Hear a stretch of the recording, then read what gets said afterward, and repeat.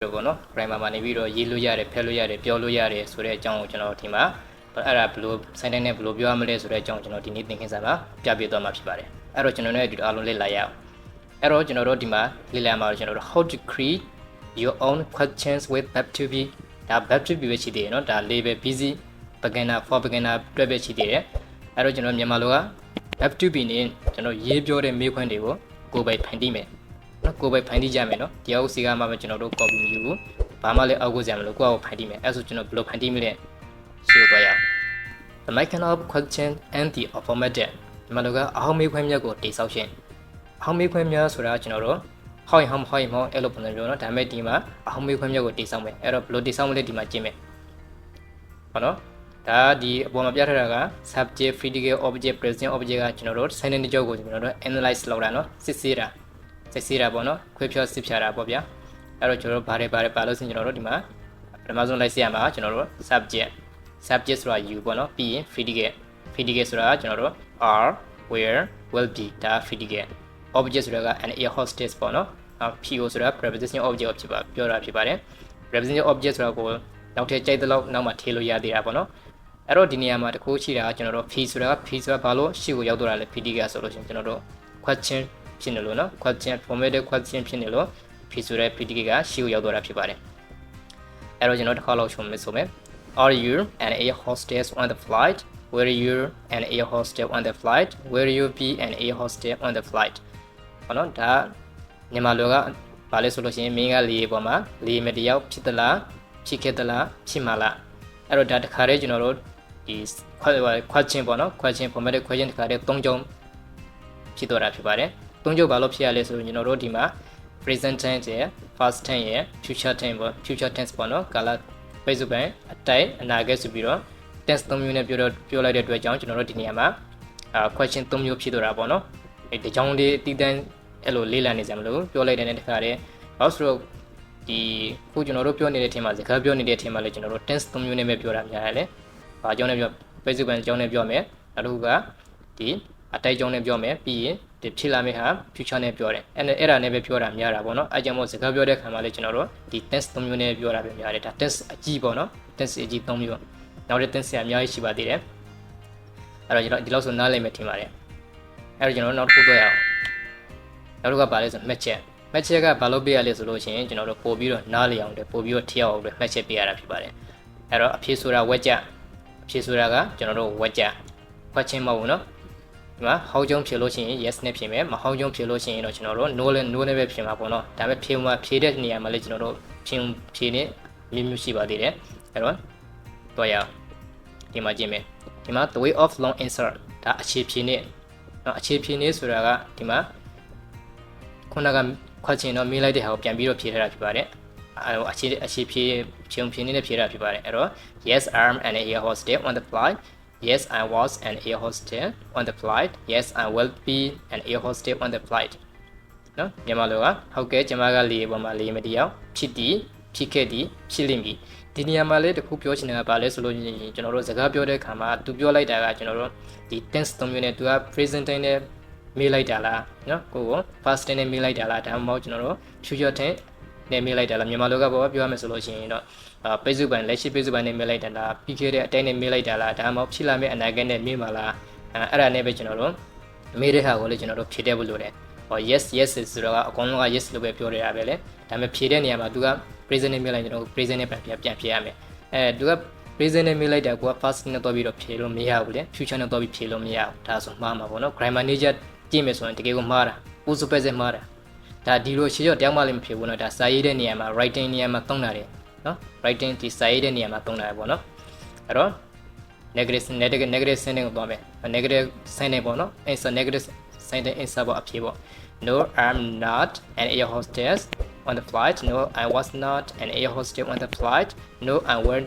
will not be ဒါ future ဖြစ်လို့ပေါ့နော် be an air hostess on the flight ဘာလဲမြန်မာလိုကမဟုတ်ဘူးကျွန်မကလေပေါ်မှာလေမတရားမဖြစ်ခဲ့ဘူးမဖြစ်ခဲ့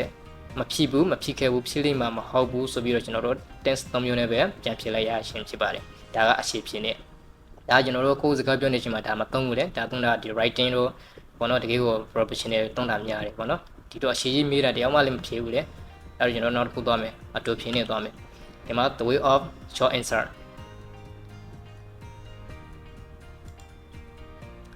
the way of short answer ဆိုအတူဖြစ်နေပေါ့နော်အတူဖြစ်တာကိုစကားပြောတဲ့ခါမှာလေကျွန်တော်တို့မေးလိုက်လို့ရှိရင်တော့ကျွန်တော်တို့ yes okay မဟုတ်ဘူးဆိုရင် no ပေါ့ negative နဲ့ဖြေတာပေါ့ဟုတ်တယ်ဆိုလို့ရှိရင်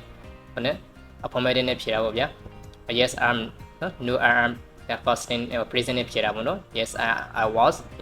နော် yes I will အဲ့လိုပဲအတူကောက်ပြန်ဖြေကြတာပေါ့နော် future မေးရင် future နဲ့ဖြေ present နဲ့မေးရင် present နဲ့ဖြေနော် past နဲ့မေးရင်တော့ past နဲ့ဖြေရမှာပဲဒါ no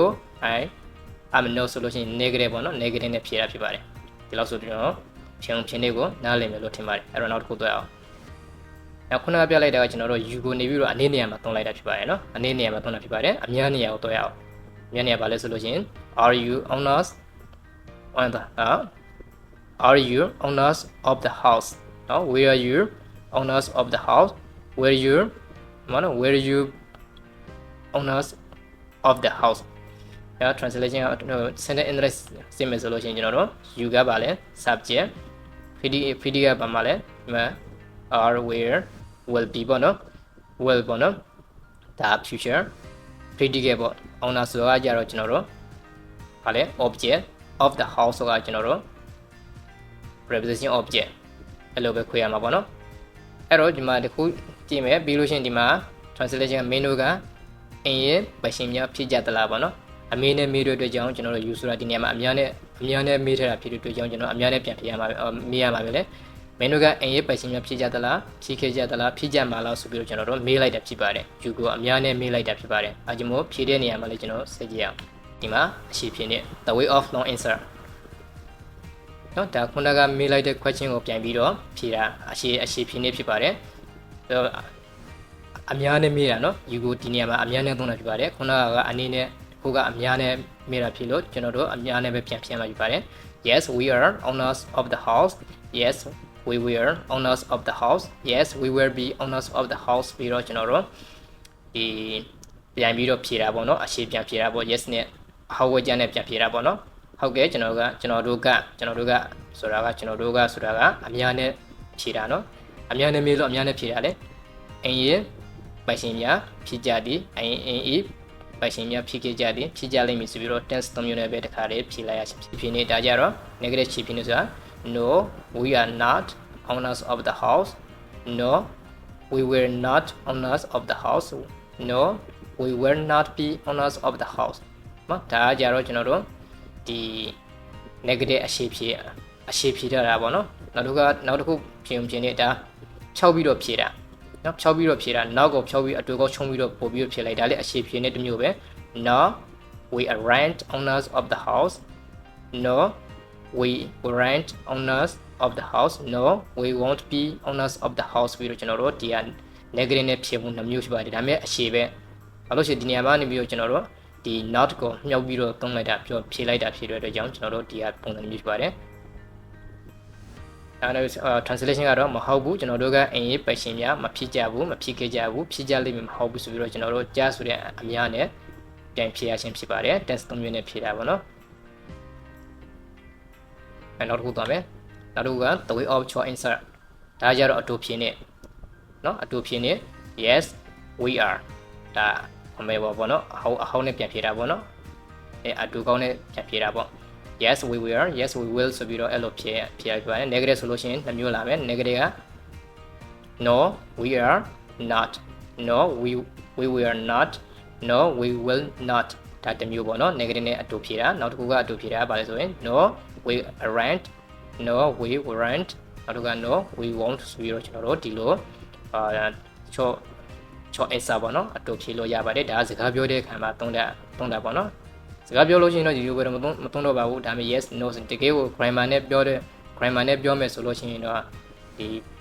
present နဲ့မေးလို့ရှိရင် present နဲ့ပြန်ဖြည့်လိုက်ပေါ့နော် past tense ဆို past tense future ပေါ့နော်သူမေးတဲ့ပုံမှာပဲကိုကလိုက်ပြီးတော့ဖြည့်ရမှာဖြစ်ပါတယ်ဒါပေမဲ့ yes no ဆိုတာကတော့ doing to ပြီးပြီပေါ့တရားမှလည်းရှေ့ဖြစ်မနေဘူးလေဒါစာရေးတဲ့နေရာမှာလည်းသုံးတယ်စကားပြောတဲ့နေရာမှာလည်းသုံးတယ်ဟုတ်ကဲ့ပါကျွန်တော်ဒီနေ့ဗီဒီယိုသင်ခန်းစာလေးကတော့ဒီမှာပဲဆုံးသက်လိုက်ပါတယ်ကျွန်တော်ရဲ့ဒီသင်ခန်းစာအင်္ဂလိပ်စာနဲ့ပတ်သက်ပြီးတော့ grammar တွေကိုစိတ်ဝင်စားရဆိုလို့ရှိရင်တော့ကျွန်တော်ရဲ့ channel လေးကိုဒီ like subscribe လေးလုပ်ပြီးကူညီပေးကြပါအဆုံးထိလေ့လာပေးခဲ့တဲ့အတွက်အားလုံးကိုကျေးဇူးအထူးတင်ရှိပါတယ်